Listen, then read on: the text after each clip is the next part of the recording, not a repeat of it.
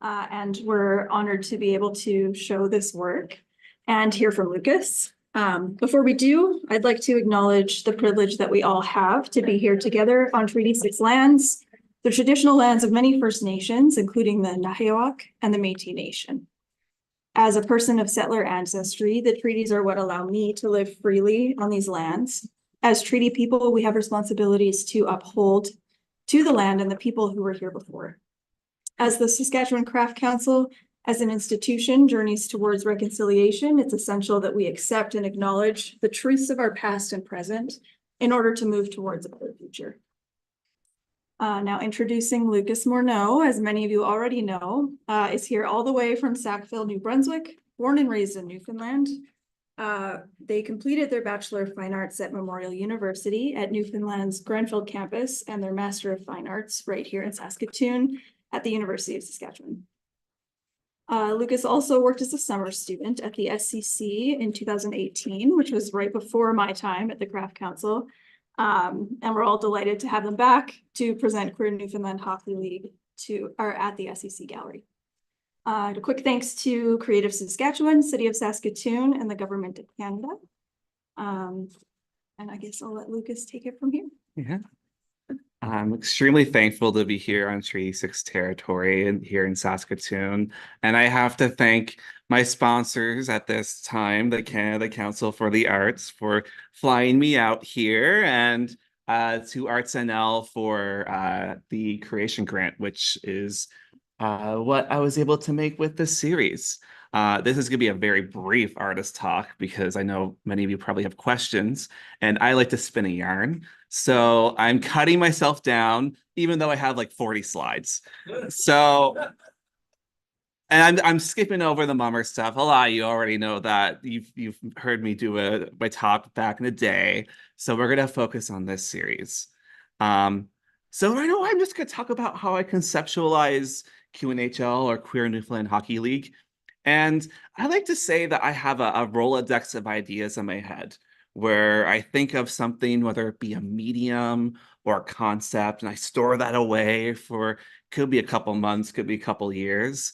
And eventually I somehow will like go on a walk, or something in the news will happen, and that will bring together the idea. So with QNHL, there was a few things happening at the same time that really brought it all together. So first of all, I had a good conversation with a friend, Ursula Johnson, about my new business cards. And that sparked it, and I'll talk about that in a bit. And then I had a desire to learn rug hooking. Before this project, I did not know how to rug hook and always wanted to try. Don Cherry got fired, and that had some thoughts about that. And I kind of wanted to move away from the mummer a little bit. Putting on makeup and wearing wool outfits, not fun if you are a sweaty person. So I wanted to work with something that I could just go to an opening and be me for once. Maybe I'll talk about the business cards for a little bit first. In September 2019, I participated in Eastern Edge's Holdfast Festival, which is in St. John's, Newfoundland. And during that time, I did a performance in this mummer outfit here called Workout, where I did a 1980s style Richard Simmons workout routine.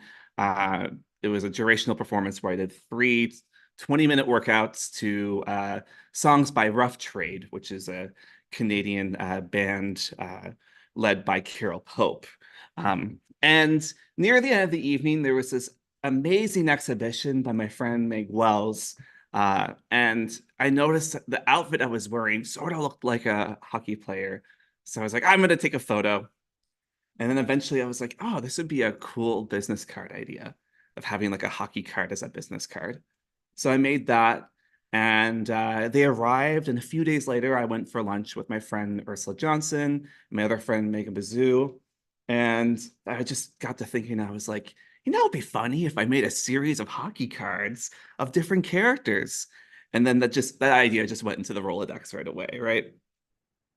Next, I have always been wanting to do rug hooking ever since I learned about the history of rug hooking in Newfoundland. Newfoundland, a lot of people talk about how there hasn't really been an arts movement, But one of the main arts movements that happened was with the Grenfell Mission rugs, where the Grenfell Mission was essentially this health service where they brought healthcare to northern Newfoundland and to Labrador. And to raise money, they had women from the communities in Western Newfoundland, in Northern Newfoundland, and all over rug hook rugs using stockings from people all over Canada and the United States. They used to say that if your stockings are running, let them run to Newfoundland. And so I had this desire to learn rug hooking, and that got stored away in the Rolodex too. And during this time too, I was thinking about family history. I have a lot of people kind of ask me with this series if I've played hockey. I've never played ice hockey. I've played a lot of road hockey. I was quite a good goalie as a kid, and I kind of wish I played ice hockey a little bit. But I had hockey players in my family. So this is my Uncle George here, who was the first Newfoundlander to go into the professional leagues, not specifically the NHL. He played in the Quebec Senior Hockey League, and also played with the Conception Bay Seabees, the Cornbrook Royals, and I'll talk about some of those teams later.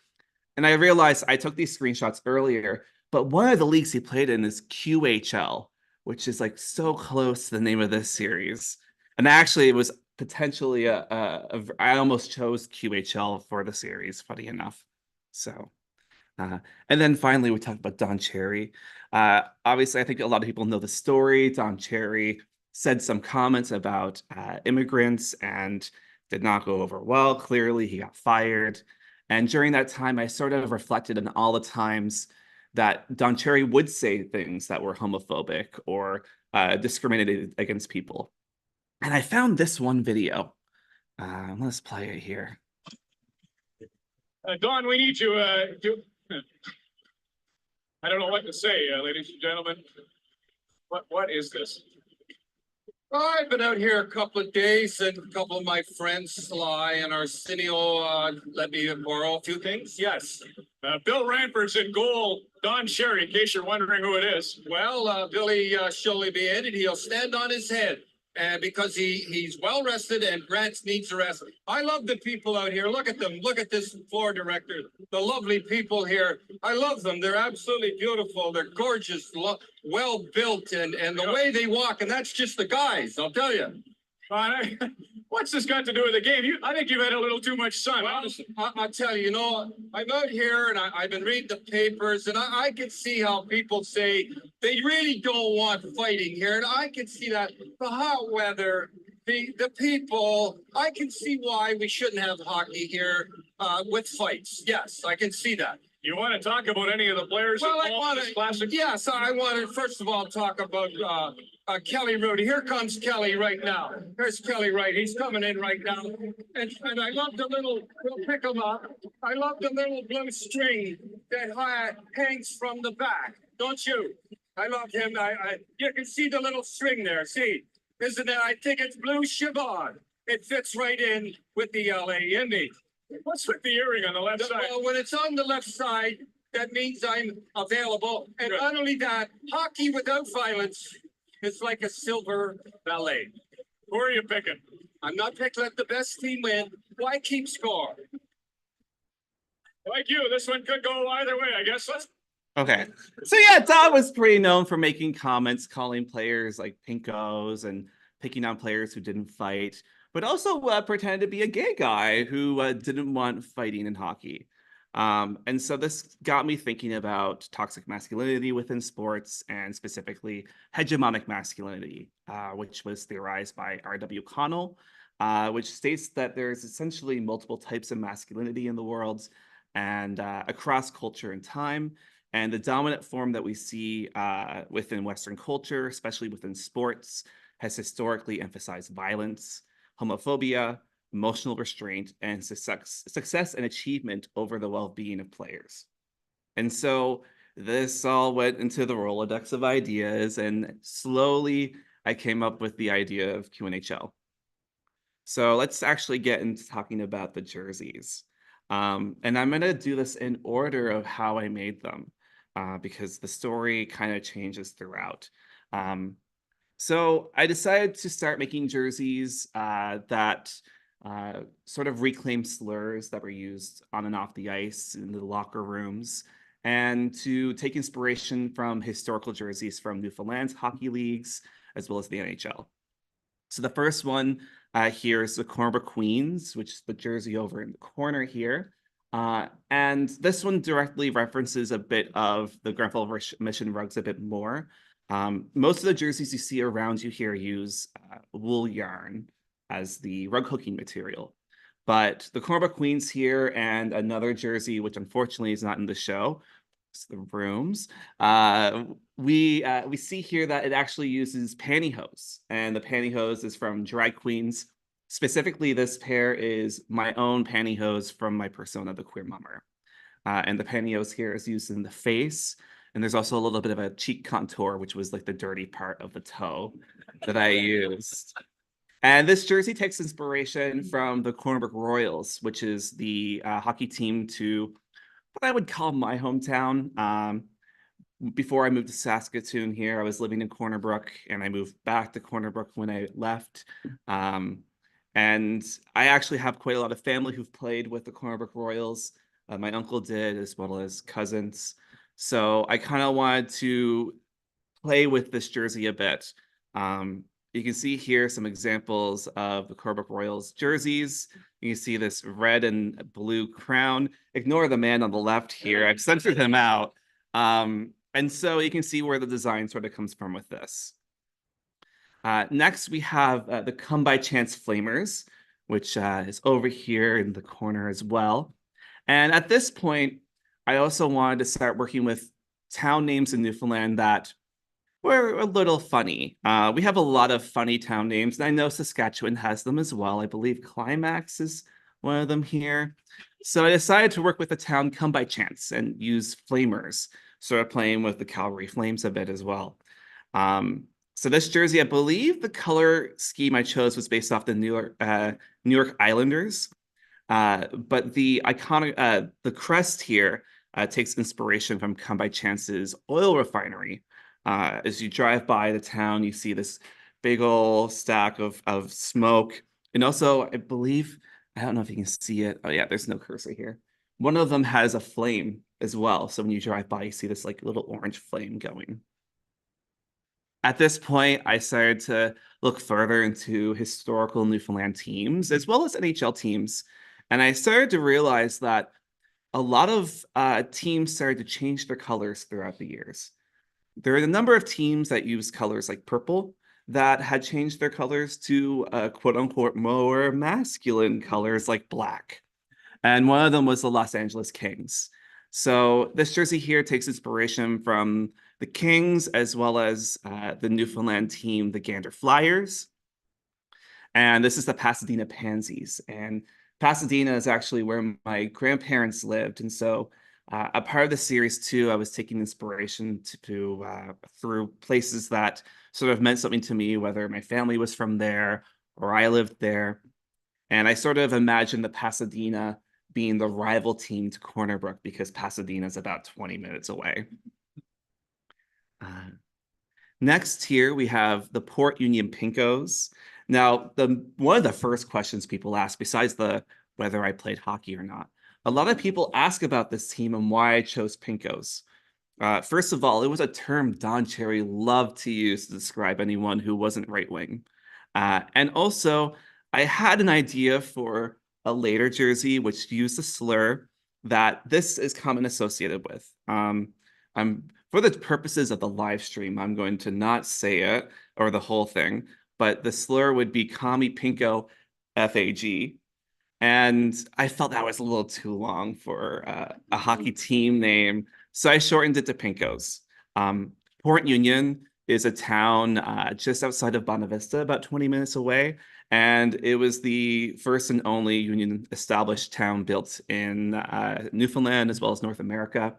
And it was built by the Fishermen's Protective Union, which was a union later turned into a political party, and it was led by this guy here, William Coker.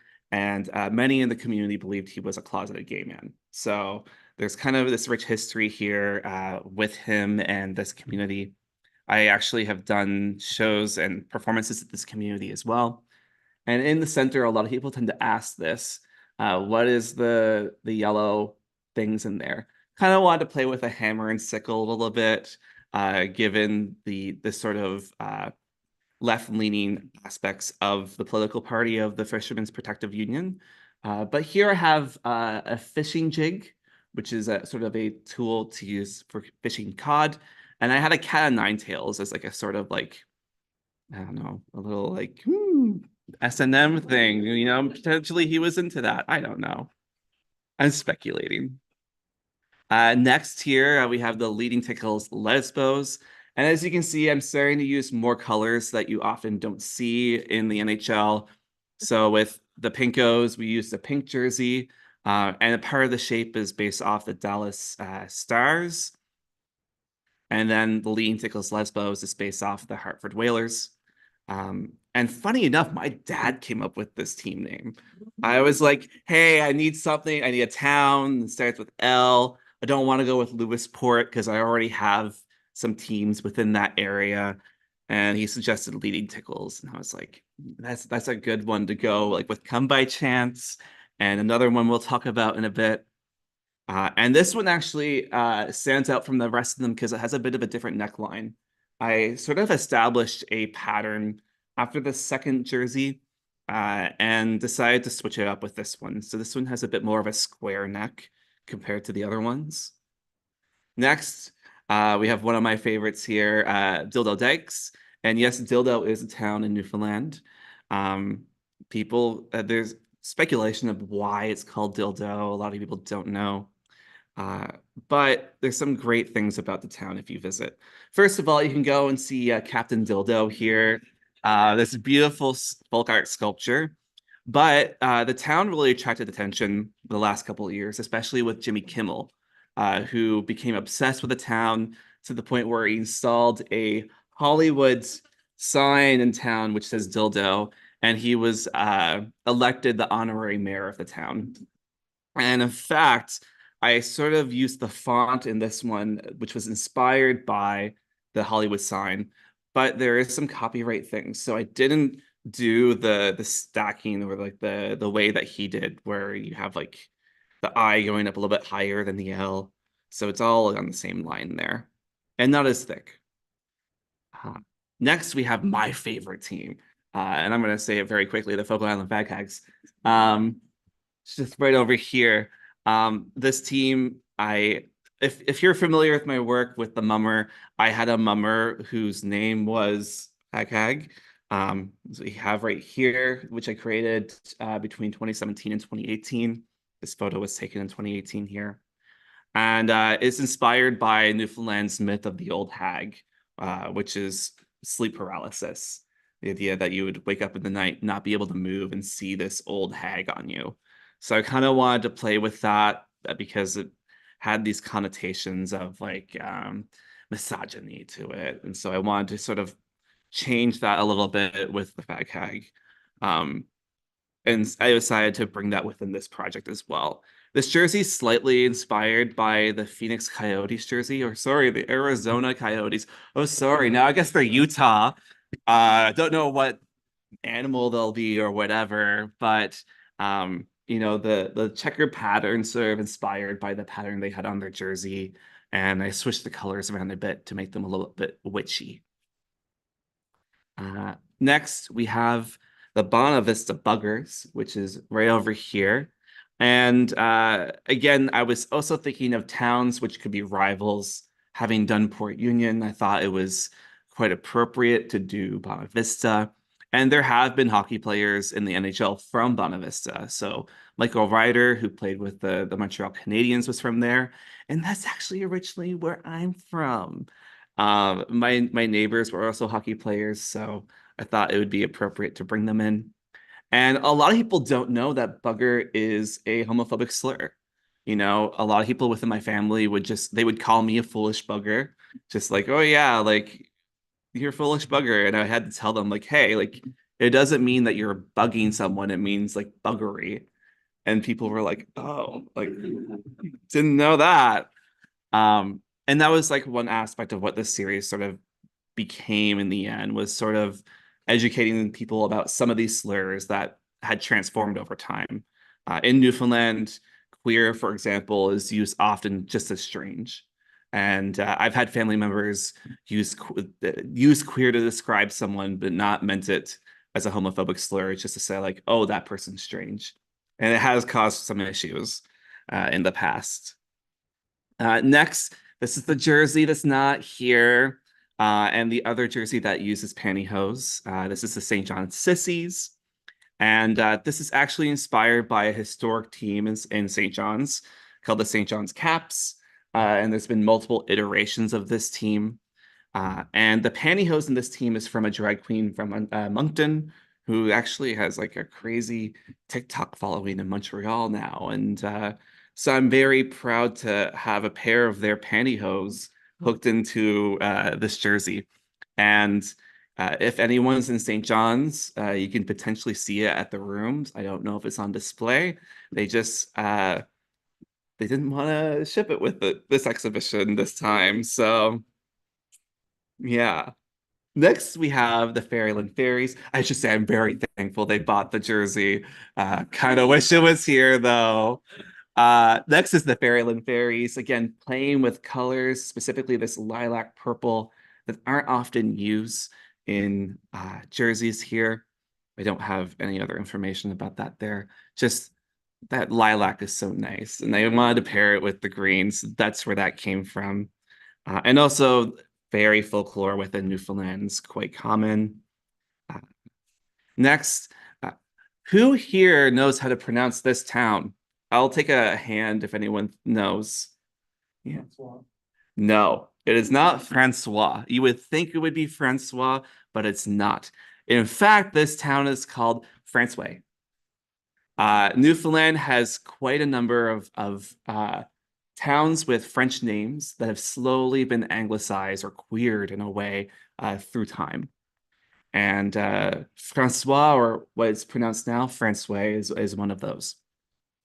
And I had a coworker from Francois, and you know, as a Newfoundlander, I should be able to understand people. People from Francois, like they talk like if you want to hear a Newfoundland accent, listen to someone from Francois. It is unbelievable. Francois is a town that has no roads. You can only get there through ferry, and everyone's houses are connected through little wooden trails and paths. It's really cute. I think there's 45 residents, so it's a very small town. And so this is a Francois fruits, and I used a pineapple because in Newfoundland, there's this weird obsession with pineapples. We have Pineapple Crush, and then a lot of us who took French immersion as kids learned about this guy in the middle named Ananas from the show Télé Français, and I've been obsessed with Ananas since. I went to the paved Halloween party back in 2016, I want to say, dressed as Ananas there. And then eventually I sort of brought that face paint into the Mummer series with Fruit Loop here. And so pineapples and ananas sort of are a reoccurring thing within my practice, and I don't know why. It's a weird obsession. Maybe with my wrestling series, there's going to be some pineapples in it. I don't know.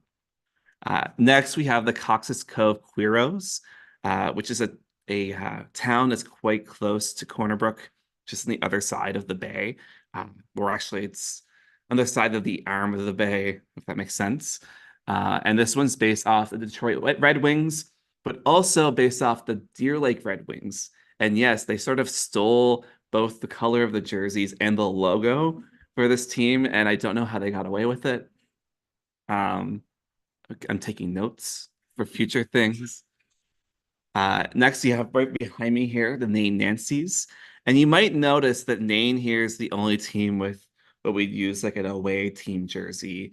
In hockey, the solid color jerseys usually are the home jersey, and the white jerseys are their road jerseys. And Nain is the only town in here that's not on the island of Newfoundland. It's in Nunatsiavut, which is in northern Labrador.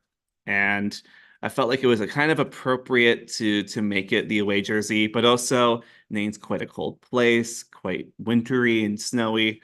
So having that white jersey felt it made a lot of sense.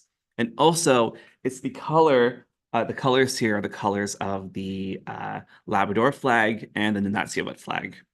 So those are where the inspiration for those colors come from. And it's a bear wearing eyeshadow and lipstick. It's a femme bear. And next we have the last jersey. Apologies, it's really hard to read it on the photo here. I highly regret my font choice for this one. But I wanted to make it look really old because this is the Gayside Gaylords. And out of all the towns in this series, Gayside is the only town that doesn't exist anymore. Should put this over here. The town in 1985 petitioned to change the name to Baytona. Well, that's a worse name, I think, because people thought that people would make fun of Gayside residents for being from Gayside. And I like this quote here, which is from CBC. The mayor said at the time, "I refuse to tell the people where I was from. If I said Gayside, people would look at me queer. And people would look at me strange." But the irony there of not knowing that. So that's the jerseys there took a year and a half to make. I started them actually sort of at the beginning of the pandemic. And I got to, I think it was the Pasadena Pansies or the Pinkos when my body absolutely gave out with the rug hooking. I would do one session, like a couple hours, and I would be in bed for 2 weeks. And I've learned since to slow down with my practice. And I had moved to Sackville at this time, and a student from Mount Allison had approached me, Libby Farrell, and Libby said, "Hey, there's this internship opportunity through the university, usually through business students, but I'm trying to work with a studio artist, and I'm interested in rug hooking." I was like, "Oh, you're coming to me, the perfect opportunity."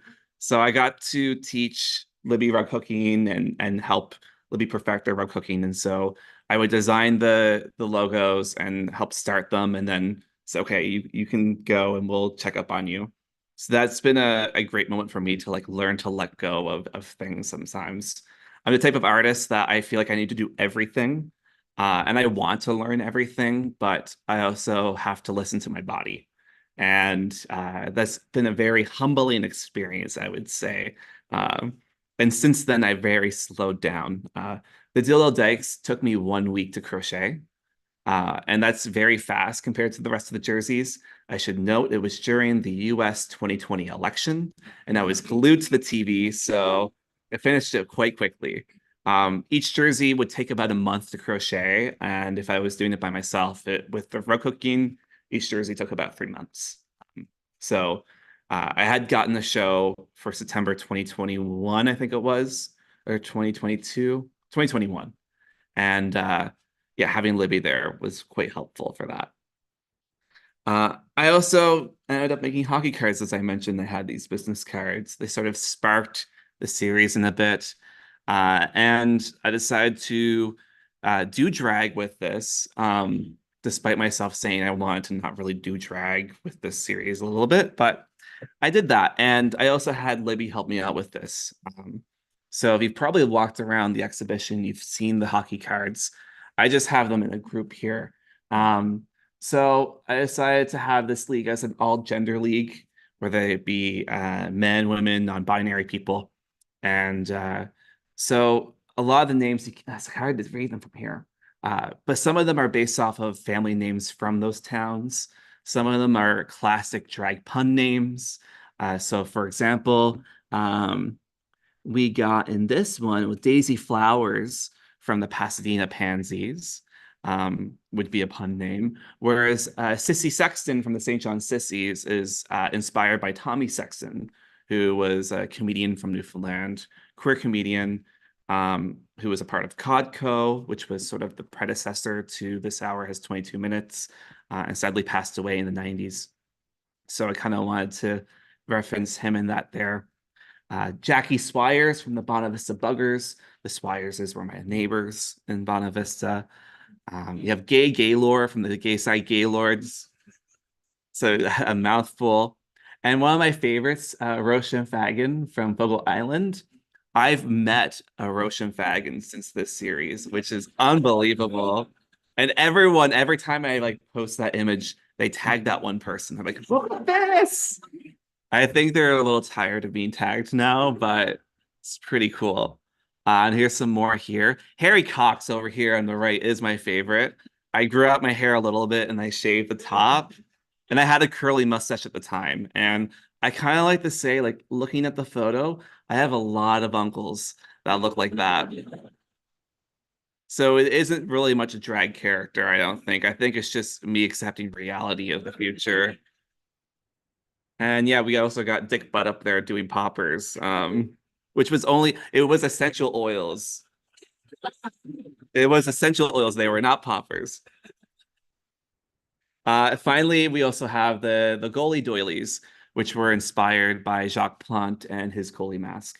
For those who don't know, Jacques Plante got a puck to the face in one period, and he had been wearing a goalie mask during training days to protect himself. And so he went on the ice with his mask, and a lot of people looked down upon him for that. They questioned his manliness or his machoism, both players, coaches, fans. And eventually he did an interview and he said, you wouldn't jump from an airplane without a parachute. So why would you be in net without a mask?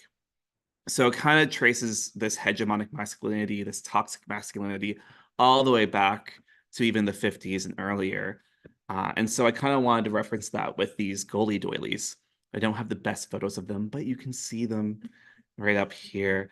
I created these during the residency in Ontario, where I would crochet one a day and also take breaks because I learned that lesson. And I essentially just created the patterns on my own. I took inspiration from existing doilies I found online or in person and created patterns from there. Funny story with these doilies. Originally, they were sugar starched, so they held the shape of the faces that they're underneath. And the first exhibition I did, we put them in this glass vitrine and they looked amazing. And the next day I came back and something must have been damp and they were covered in mold. But that's so funny that a hockey series would have some equipment that would be like moldy, right? But I knew that this was a health hazard. I couldn't keep it that way. So I brought them home and I bleached them. And thank God they're cotton because I later learned that you can't bleach wool. It just dissolves away. Because that would have been a nightmare. But now I'm considering starching them again, but they're never home for long enough. But I'm happy to say there is one goalie doily that isn't here. I gave it to the first gallery that showed the exhibition and it was still starched and it looks perfect. So I may eventually do that. I can't put them in vitrines. I've learned that lesson. And I think that's the last slide. I powered through that 35 minutes. Take a little drink of water. I guess we can do questions now. This is where it drags out. I feel like we pressured you a lot into trying to make that fast, and now I feel kind of bad. No, because then people can go and see the work and talk to me in person, right? Yeah, I think we'll take a couple questions now, if that's okay, and then we got some snacks over there, so if people want to hang around and ask questions afterwards, I think Lucas would be happy to answer them then. Yeah. No pressure. Yeah. Have you had, I mean, this is like the Canadian sport. Have you had pushback from athletes or sort of the communities around your, disrespect of such a national pastime? Not players. I've had a few comments from homophobic people who said I was a vile sinner, and I said, "Thank you. That's the next team."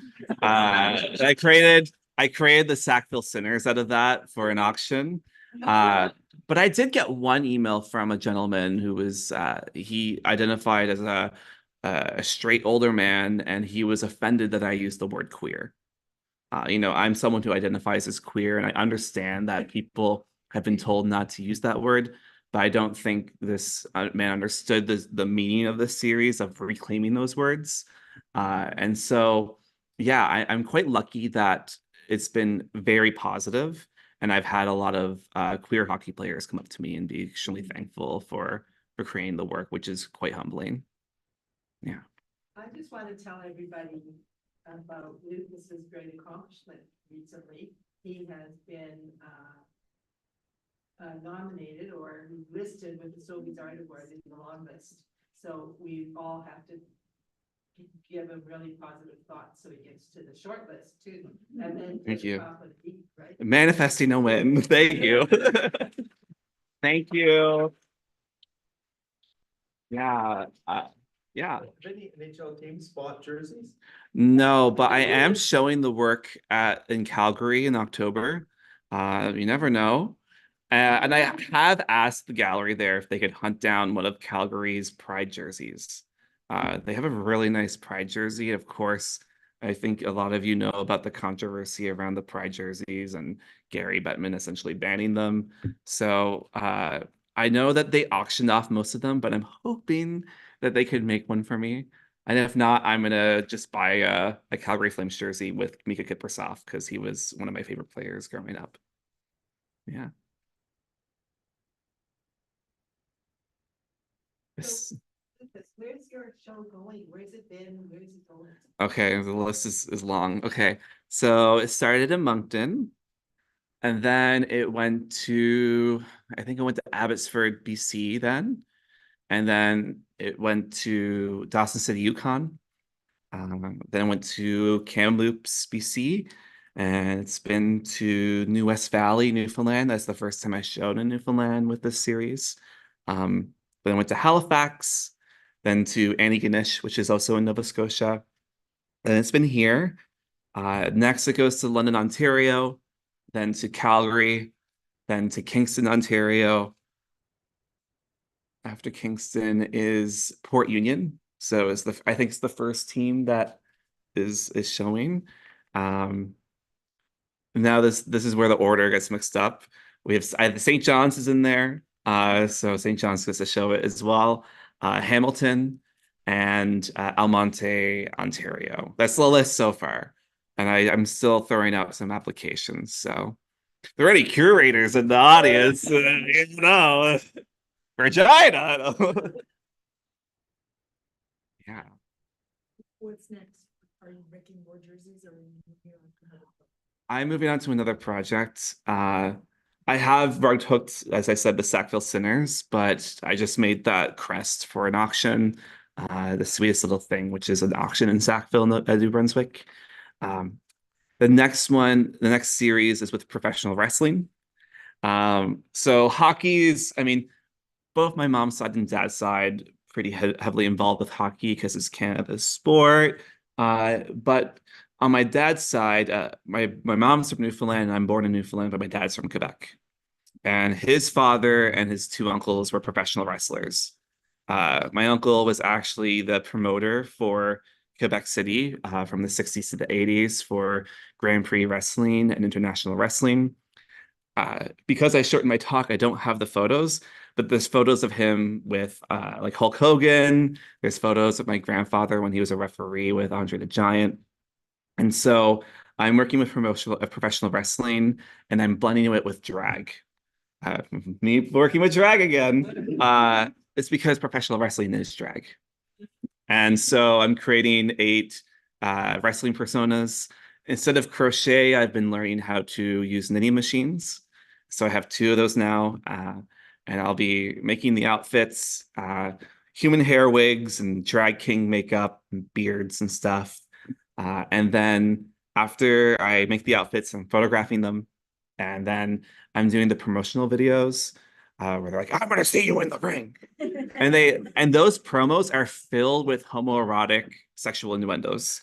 So I've been going through former promos and scraping those innuendos, and I'll be building mine based off those. And then finally, I'm going to be 3D printing action figures of the wrestlers. So that's the next project. Honestly, it's gonna take me a couple years. I'm potentially considering like this could be a PhD project, so might go back to the institution. Not that institution, but so that's the next project. I also have this like one-off project I want to do. I call it queer car reviews, where I would be in drag again as like a car reviewer, and I would review iconic queer cars like a Subaru or a Mazda Miata, a Toyota Prius, cars that people have labeled as like gay cars or like lesbian vehicles. So that's sort of like a one-off project that I might do for a residency. And if you know someone with a Subaru Forester, Mazda Miata, let me know. Yeah. So those are I have again Rolodex ideas, right? Things in the brain that I've been sort of wanting to do, but I have a few other projects I'm finishing. I have some video projects with the Mummer I'm working on as well. So the performance I did before the pandemic, I've been creating into what I've called Queer Mummer TV. So those are 4 or 5 videos based off those performances. There's a workout video. There's a Mr. Dress Up style like craft video. There is a late night show with a band called the Jannies, where I do a cover or a parody of PJ Harvey's Meets the Monster, which I did it as Meet the Mummer. And then I Had a Hat, but I did it as I Had a Mask, which is a traditional Newfoundland song. And then I'm also doing a video called The Queer Mummers Guest Who, which is based off of like The Masked Singer and What's My Line, where you have a celebrity come in dressed as a mummer and they have to guess who it is. And you find out it's Joey Smallwood, who was the premier of Newfoundland from the late 40s to the 60s. And then also I might not do it now, but there's a puppet play I'm also doing for that. So those are some projects I'm working on. Very busy. And I've also a nurse administrator, so trying to fill all that in, it's been quite hectic, but I'm working away on things. Yeah. Any other questions? Don't be afraid to ask. I feel like that's a good place to maybe meander over to food? to the cheese. I just want to say thanks again for being here and for just being easy to work with and generally pleasant. Thank you so much. And I want to say, you win some and you lose some, the hockey conference here. We're going to play a better game next game. Yeah, thank you so much. And thank you again to the Canada Council and the Arts NL for all of their support, and to the Craft Council here. Thank you so much, everyone.